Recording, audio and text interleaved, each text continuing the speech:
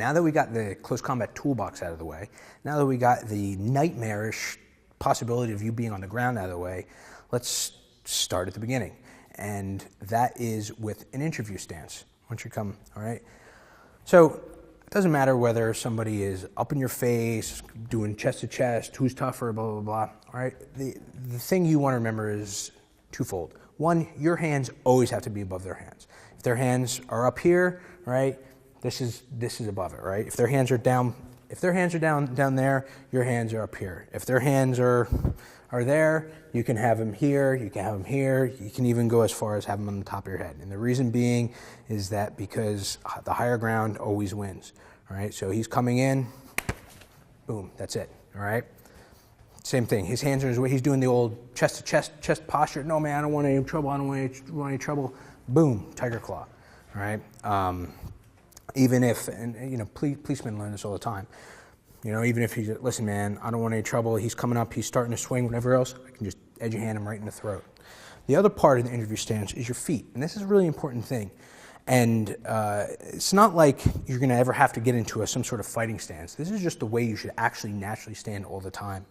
And that is, keep your weight centered. All right? You don't want to be able to come over here a little, push me, yeah, back. All right, so now I can literally switch my feet, push me side to side.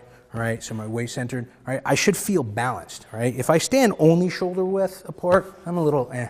All right, so feet a little wider than shoulder width, and whatever doesn't matter whether you're left-handed, right-handed, whatever else. Right, put your back heel and stand on the ball of your feet.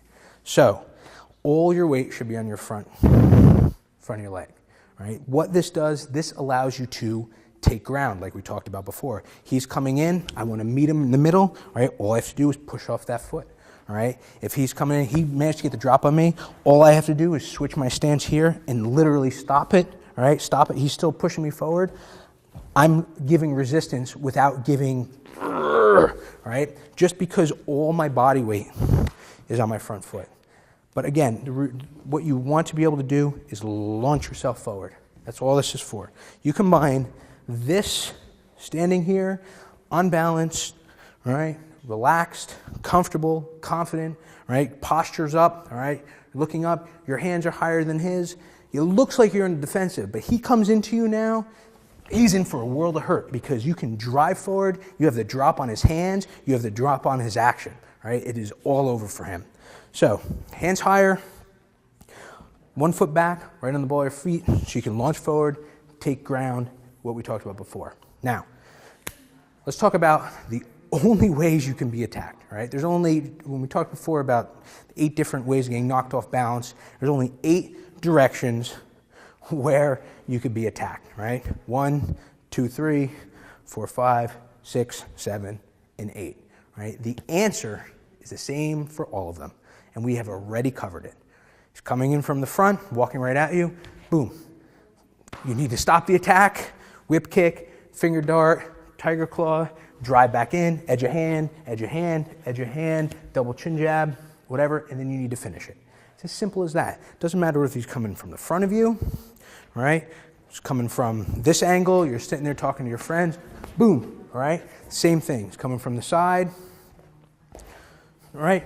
Whip kick, stop it, all right? He's coming from the back, right? He's coming from the back, all right? Whip kick, all right? It doesn't matter, I'm not doing, all right? I'm not doing the Jean-Claude Van Damme back kick, all right? All I'm doing is just stopping him for a fraction of a second, come in again, all right? Stop it, stop him for a fraction of a second, and look at this, all right? I stopped him, and then boom, all right? And that's it, all right?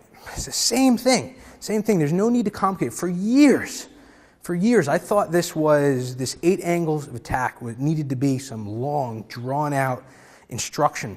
And it doesn't. It's just the same thing. If you divide the attack sequence into stop, drive, finish, it doesn't matter what you do. It's just stop, drive, and finish. Perfect example, come from this side. All right? We're going to get into grabs in a couple minutes, but if somebody's coming up, you're talking over here, he comes up and he grabs your arm, all right, same thing, boom, tiger claw, edge of hand, all right, chin jab. It's the same thing over and over and over and over and over. Stop, drive, finish. Stop, drive, finish. Stop, drive, finish. Your stance takes care of half of it. If you're standing properly, even if you're talking to somebody over here, all right, in a bar, right, you notice someone else, doesn't matter. Stop, drive, drive, drive, drive, finish. That's it. That is it. There's only 8 ways you can be attacked. And if the answer is the same for each of the 8 ways, what can somebody possibly do for you? All right, they can't do anything. You're prepared all the time. That's the whole point.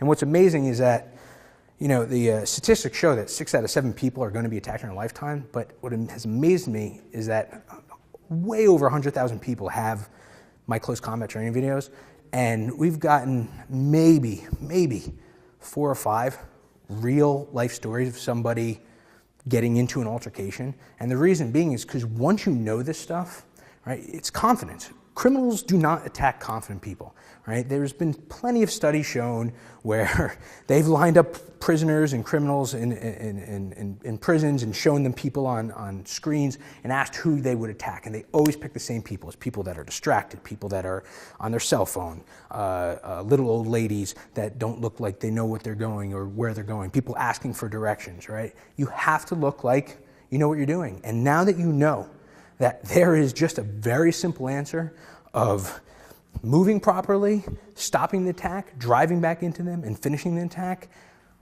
I can almost guarantee that nobody's going to even mess with you, because of the simple fact that the confidence of just knowing that it exudes from you.